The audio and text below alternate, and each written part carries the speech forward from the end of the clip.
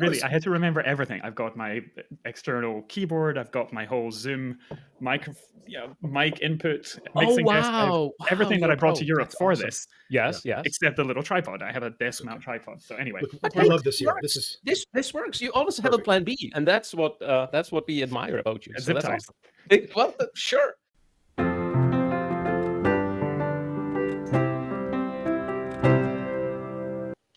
So today we're excited to have Jamie Orr on the program. He is an automotive enthusiast, started out just as an enthusiast and now is a renowned professional car builder and organizer of the iconic Le Show. And he's known for his passion for Volkswagens and global car adventures. And you are coming to us today live from Germany. Is that Yep. correct? Yeah, I tried to remember everything I needed, and as you see, I did not remember my microphone stand. So we have improvised, but I'm really happy to Yeah. join you. Yeah, and that is a Liqui Moly box there that we have with zip ties, and I love it. I love the improvisation. Yeah. Um, so in Germany, you're over there at for an auto show. Which show was this? It was the Essen Motor Show, which is very Okay. much tuning. It's motoring lifestyle. It's been going for decades. So, back in the 90s, 2000s, it was a lot of airbrushed fuel caps, as the Germans like to do, and a lot of just fiberglass body kits. And that's kind of gone away. And this is my first year that I've attended because now it's a lot of manufacturers. It's almost like a little mini SEMA.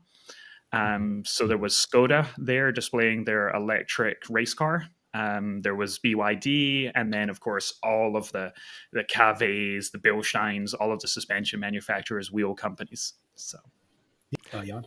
So, Jimmy, we are very thrilled to have you. We would love to learn a little bit more also about how you became the enthusiast of VW, because what we admire about you is that your enthusiasm drove you into business, but you're still enthusiastic, right? So I would call it, you're a professional enthusiast of VW. So how that all happened? So long story short, I grew up in Scotland, and when I moved to America, I didn't recognize any cars. I recognized the Pontiac Le Mans as an Opel Astra or a Vauxhall Astra, and the Rabbit GTI as a Mark One Golf. And I didn't have a lot of money, so I bought a Mark One Golf GTI. It was 2002. It was broken. It was cheap, and that led me to a Forum VW Vortex. And then I moved on to a different car and another car, and then I wanted some bumpers, and nobody was shipping them. So I said, okay, I will ship it myself, and every bumper got damaged. I mean, just destroyed. So I said, okay, no more. Let me just do an ocean container. And that led to that. And then I realized, okay, I can ship cars for people. And then I learned more logistics. And then I ended up working at Vanguard investment company, and that's what kind of Okay. I worked at the dealership. I was a lot boy, salesperson, finance manager, and then from the finance manager, I went to Vanguard. That helped me buy my house and get started. And then from there, I just kept working. And then one day I realized, oh, I can ship my own car to Europe to go to a car show there instead of going in a rental car. And then I said, okay, then I can bring my friends. And then it turned into just keep going. And then, Volkswagen eventually recognized me and asked me to do some things. And then it turned into probably 2018 for the SEMA show when the Mark 7 Jetta was about to be launched. I did a project, my first one for them, building a concept car, but really just a show car out of a forthcoming project or car. And we 3D printed a body kit, work wheels in Japan. They unveiled a new set of wheels on it. We had really fancy suspension, and I just threw energy, effort, money at the build, and it did really well. And then from there, I got asked more, and then COVID hit, and blah blah blah, and here we are today. Wow. Well, that's pretty amazing. Amazing journey. Are you able to import things to the United States that normal people can't? That you don't? They don't have to be antiques. Okay. So, No, so I only Wes do what really everyone else can. yeah, yeah. Um, I see. Well, because but we really won the tour, right? And I'm sure we can find a number of people who won the ID7 tour. So how so I how can do we bring make this those. happen? You I can. can bring them. I can You can. temporarily. Last Okay. year, so to prove my electric enthusiasm, last year for my own show in my hometown in Pennsylvania, I brought a short wheelbase ID Buzz van because there were none available for press cars. They were here for testing, but they just weren't available. And so I said, okay. And I talked to a friend and said, look, if you lend me the Buzz, I will lower it. We'll put wheels on it, custom wheels. We will send it to the SEMA show after my show. So we had the very first Buzz on display at my show. And then at the SEMA show, it was the only one. And so, yeah, we can bring them temporarily for visitors. They have to be registered in a foreign country. They cannot be sold here. So, in fact, that same show, I had the very first ID7 here, and it arrived in the US. It arrived in the container direct from the port, and it came straight to my warehouse. We had to cut it open and unload it in the loading dock. And I'd not had an ID7 before, so we had to work out how to pop the trunk because we couldn't open the doors. Yeah. So the keys are zip tied inside the front of the container, and then we had to work out how to wake it up again. And then shipping electric cars is interesting, especially once they are once they're considered used. And so I had to take the training and do all of that. So I'm now certified to ship used electric vehicles on boats and airplanes, so that we could send them back. So that's, I can't do anything that other people can't do per se. There are some manufacturer rules that sometimes we use, but yeah, you can do things that I can't do, but not things that other importers can't do, or that other shippers can't. Yeah, there's no magic. I mean, we're all just complying with the same regulations. The fun thing is electric is exempt.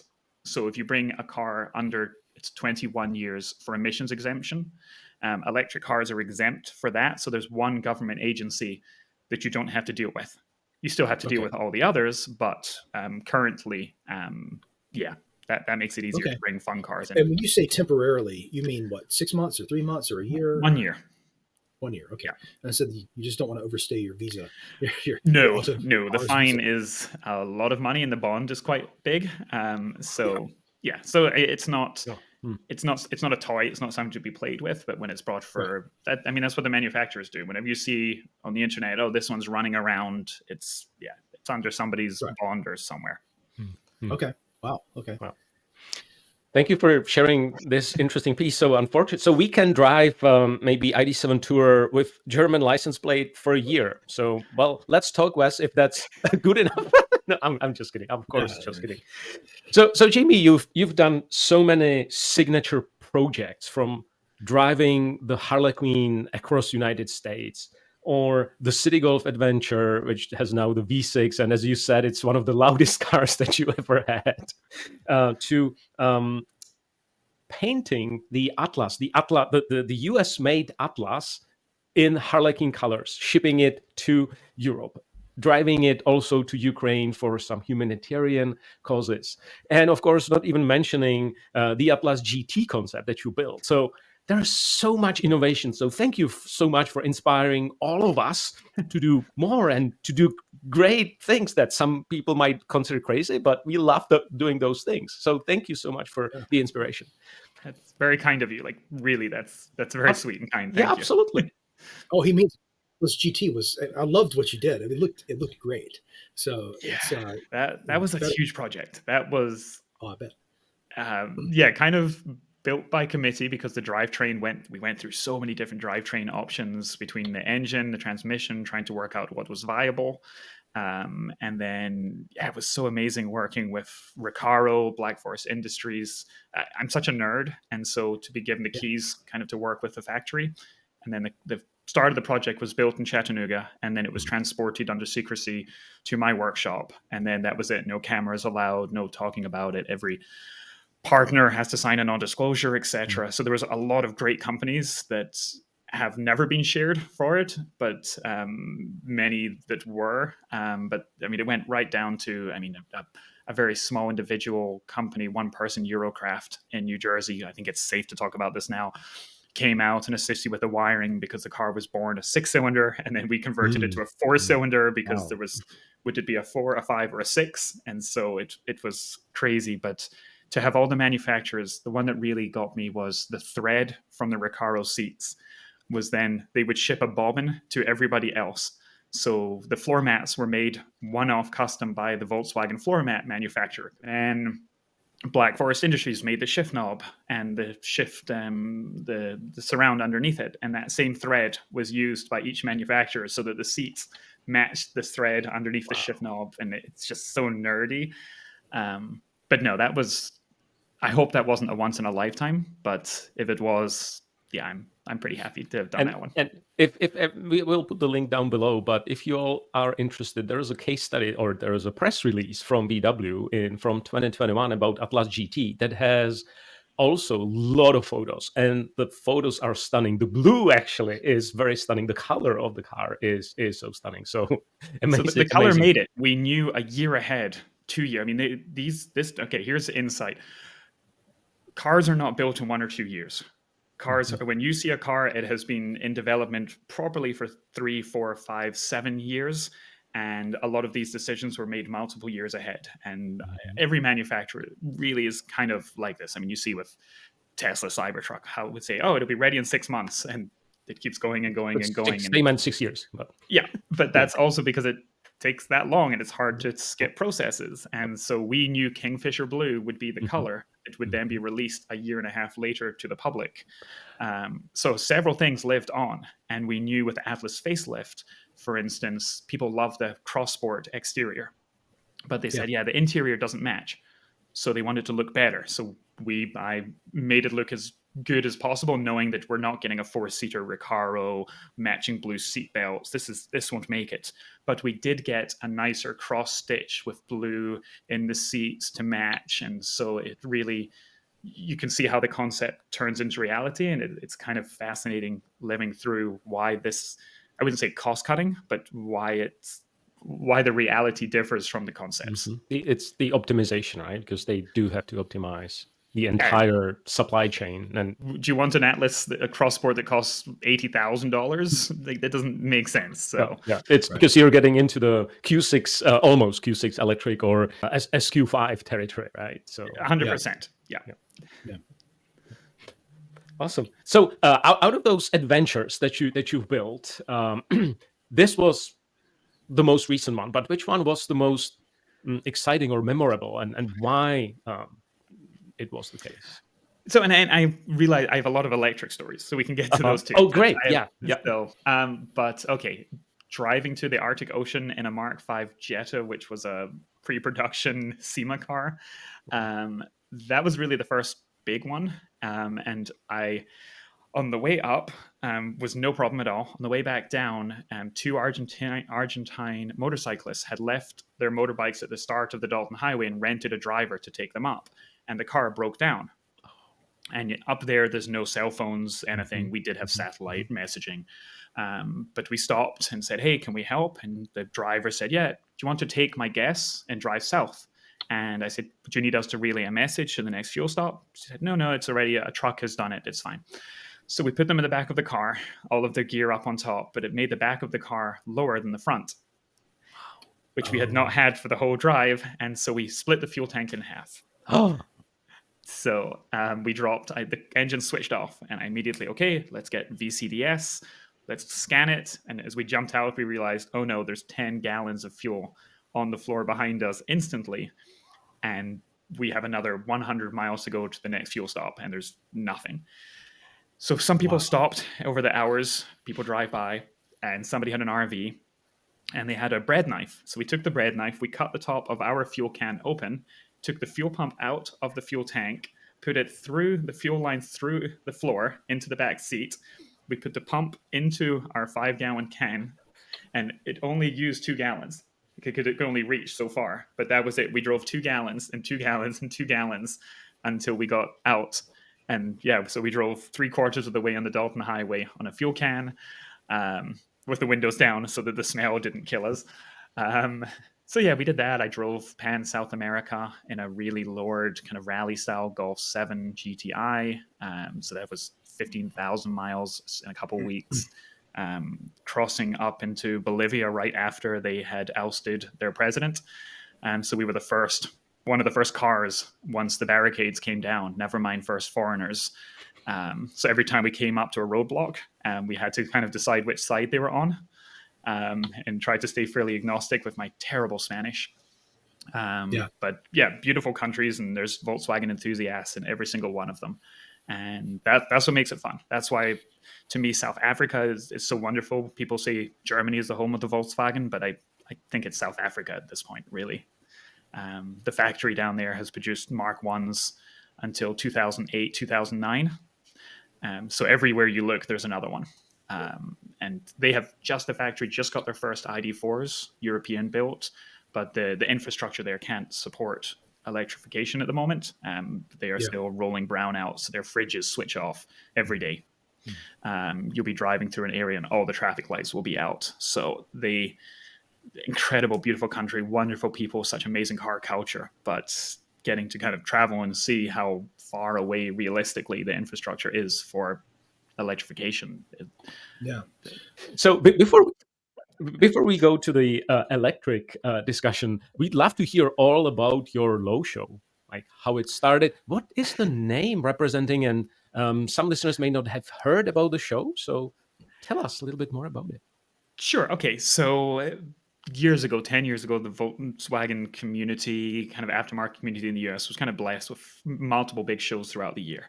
And a lot of them, just through attrition, people moving on, whatever, kind of closed. And I always said I didn't want to do a show, but eventually I said, okay, I don't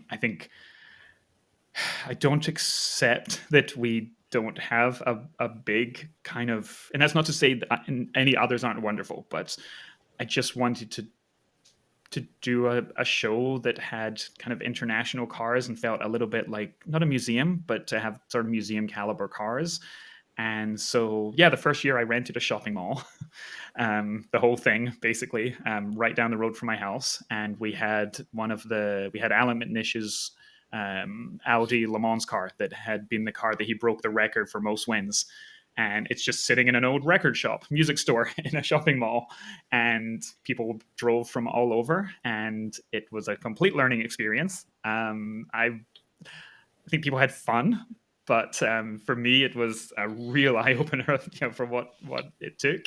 And so the next year, we outgrew the mall the first year, just through no promotion, just word of mouth, whatever. And so then I rented the downtown district of my hometown, Pottstown, Pennsylvania.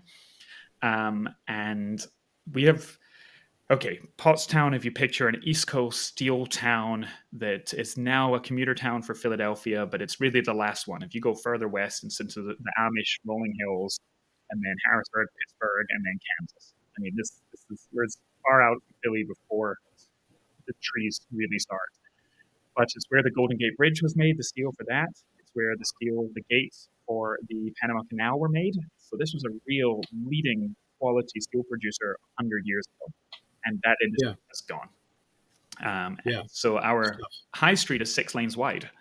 So it's built on this grand scale with beautiful buildings. And the story goes, Mr. Potts wanted to do a U-turn with his horse train without having to do a 3-point turn or something. And so we have this beautiful downtown district. So I rent it. We close it. We make it a private event for the cars, but it's completely free to the public. So we end up with tens of thousands of people coming. This year we had cars registered from 23 US states and from 6 different countries. The furthest or most interesting for me in Canada was Prince Edward Island. If you have to take a ferry to get to the mainland and still drive another 1,000 miles or so, all the love in the world. We have cars from Paris, France, from Belgium, from Germany, and that's why the ID Buzz short wheelbase van was part of it. And then Volkswagen unveils new cars basically each year. So we had the Golf R20th unveiled for the US market.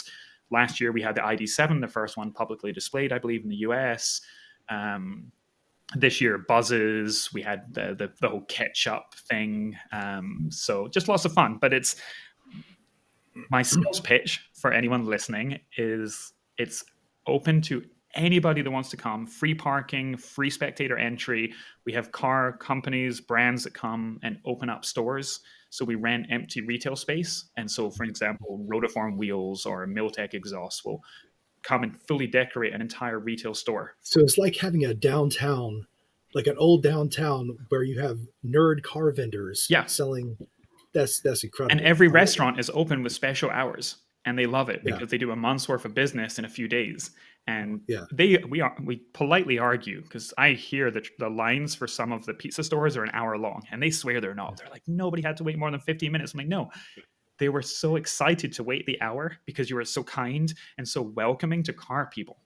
Yeah. And it is Volkswagen Group only for the cars. So it's Volkswagen, Oh, cool. Audi, Seat, Auto Union, Lamborghini, Bentley, Ducati, anything goes. But I fully welcome electric. We have not had a proper show car entered, even though each year we try to bring interesting electric cars just for my own enthusiasm that people don't get to see elsewhere. Yeah. And so that's a good segue into electric. How did you? When is your first electric that you've driven? Was that a Volkswagen, I guess? And So way back in the day, Volkswagen had the City Stromer. So they had Golf 2s, which were electric powered. There's a museum near me that has a Volkswagen Rabbit. And so I've always been excited about them, but they were always lead acid based. I mean, so half the way was those that cars made by batteries. Volkswagen, or was this a conversion that somebody did? There was a manufacturer. I don't. Oh boy, my brain eventually deletes information. Yeah, sure. No, it was with GE, if I remember correctly, and it was looking at producing them. If I remember, do not quote me on this. No, whoever's yelling that's okay. at their speakers right now, I apologize. You should upgrade your plan to get some of the cloud storage. Then you can offload. That's the problem. It'll come back to me in 6 hours. Like, Yeah. when I'm trying to think of something else important, it'll come back right then. So no, I've always been excited, and I love other market things. And there was the Volkswagen Golf 3 Ecomatic, which was a diesel with a start-stop, but it was all mechanical based essentially. The shift knob had articulation in it, so when you push the shift knob, it pushed a switch, and then a vacuum reservoir lifted the clutch actuator on the manual transmission before you finished shifting. And so there was no clutch pedal, but it had a little second battery that ran all the electrics when the main battery was not being used or charged. And so I kind of love these, the alternative ideas. And I think we were so lucky at Volkswagen with PH. I mean, that was a golden era. And of the sort of his era when he had that really small four-wheeled, sort of streamlined, almost like a recumbent bike, but enclosed car. And I really want to bring that to the show. So there's been a lot of interest for me. But I remember that. That was the one that he was like 90 miles per gallon or something like that. Well, there was the XL1, and that was diesel, but he had an all-electric, almost like a Twizy, the Renault Twizy. I don't know. Yeah. I've always been fascinated with all of these ideas, and I kind of want to kick someone in the shin and be like, why did you never follow through? Like, you could have set the market instead of now trying to catch up, and it wasn't the right time, but you're also realizing you're not the right time or the right product right now. So like, I've always had a nerd fascination there. And then my involvement with IDs really came, let me think, there's probably 3 of them. All right, so we've reached the end of part 1 of this conversation with Jamie, and we're going to have part 2 where we come back and talk more about electric cars specifically. There's more electric, we promise. Yeah. So please subscribe so you don't miss the next episode, and follow us on VWID Talk, and of course follow Jamie on his Instagram and other social media. Thank you. Bye. Thanks. Bye.